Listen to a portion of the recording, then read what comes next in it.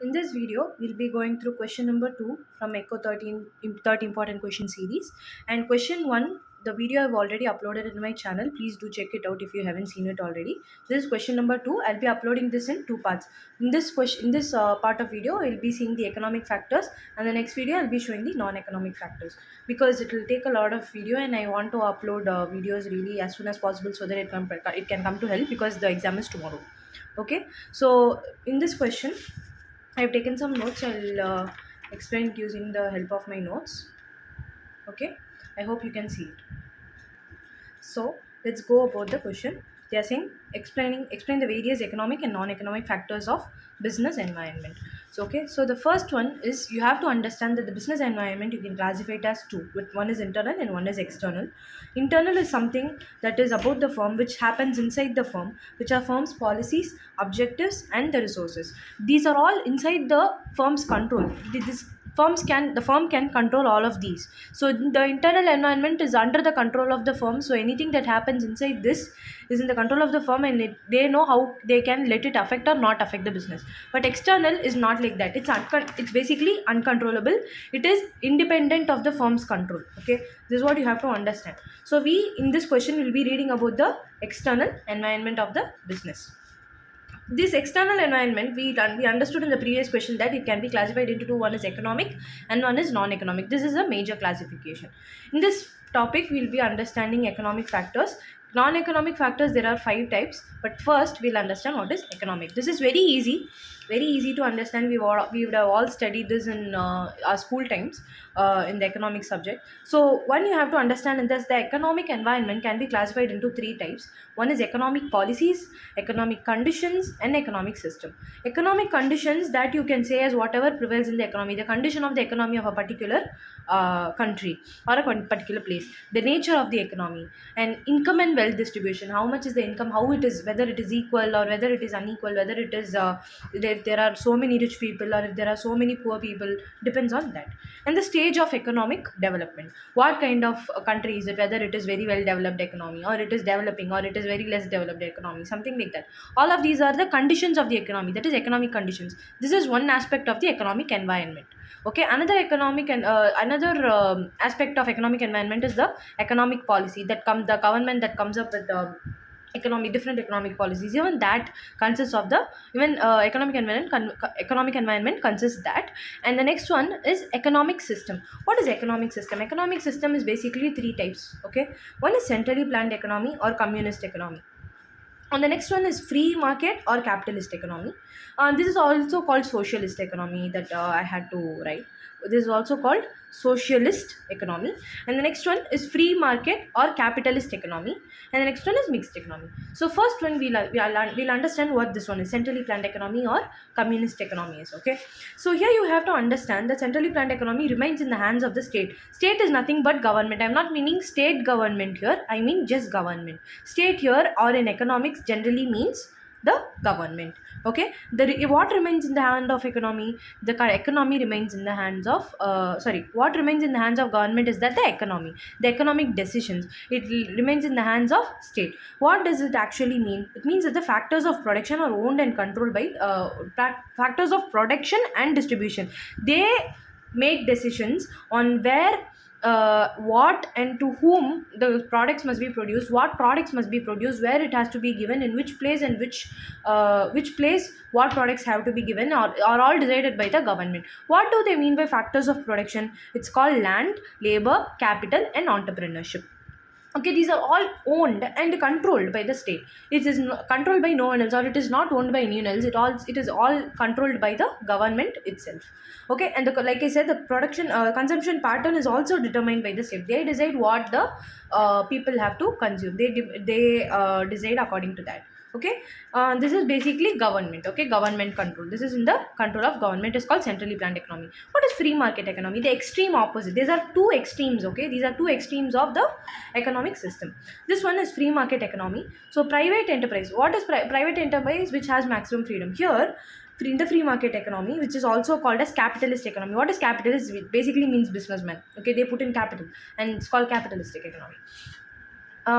private enterprise has maximum freedom here, which means it's not the state that actually decides. It's actually the private enterprise that decides. Okay, and here they like FOP was managed by the state. Here FOP, that is factors of production, is managed by the private people. Okay, and the initiative is from business one. What initiative? The doing business doing or conducting the business, that initiative is from the businessman. Okay, and economy is guided by the profit consideration. Here it's not like that, but what private people, what is their motive? Their motive is basically making profit, and the economy is guided by that. The economic is driven by profit consideration motive. Okay, because they are the ones who are handling the economic decisions with regard to production and distribution.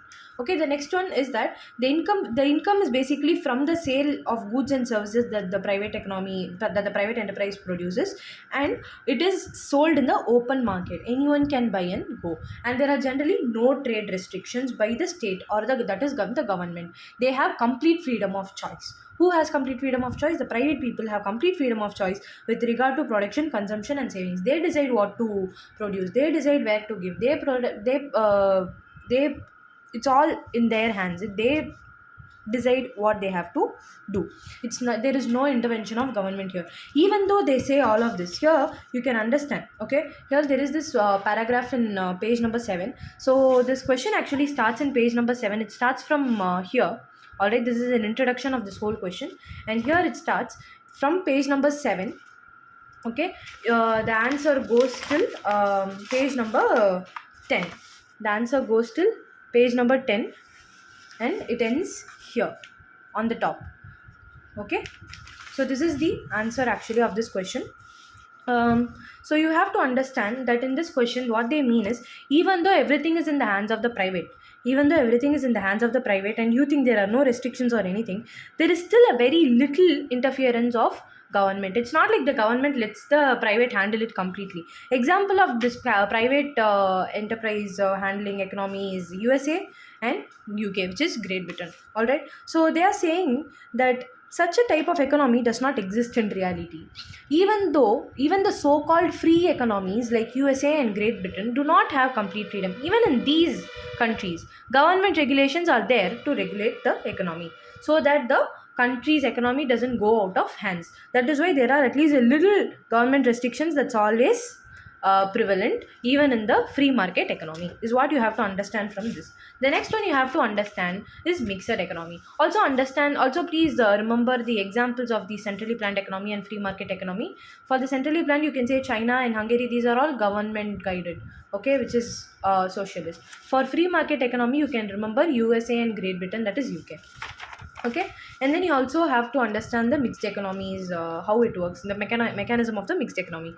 Okay, in mixed economy both of these work. Okay, both of these together are called mixed economy. In a mixed economy, that is like something like India is an example of mixed economy where both public and private sectors exist. Okay, the extent of mixture differs, which means in a mixed economy you can't say that this is 50% and this is 50%. There might be more of public related decisions, there might be more of private related sectors more. You can't say which one has more control in the economy. You can't actually decide. In different countries, let's say there are so many countries of mixed economy. In one country there will be more control of the state, which is public.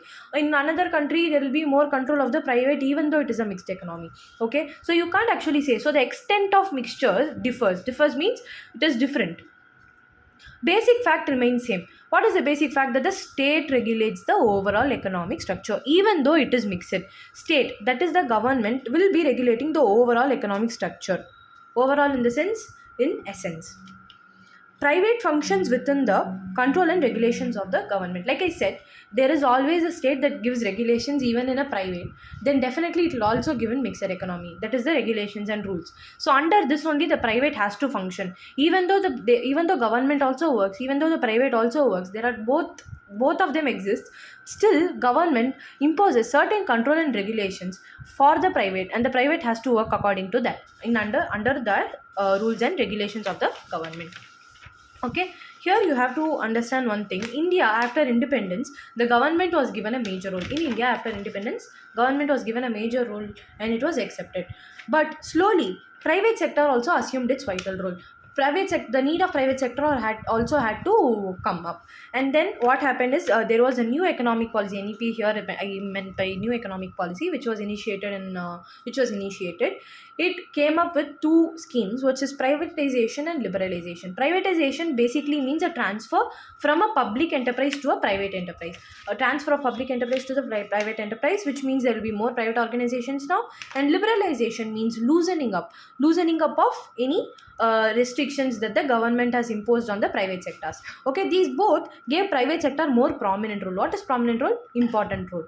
Because of these, private sectors could flourish more in our country. Okay, and you have to understand as a basic thing that in an economic system, the economic system differs for every country. Every country has different economic system. One could be mixed, one could be capitalist, one could be socialist.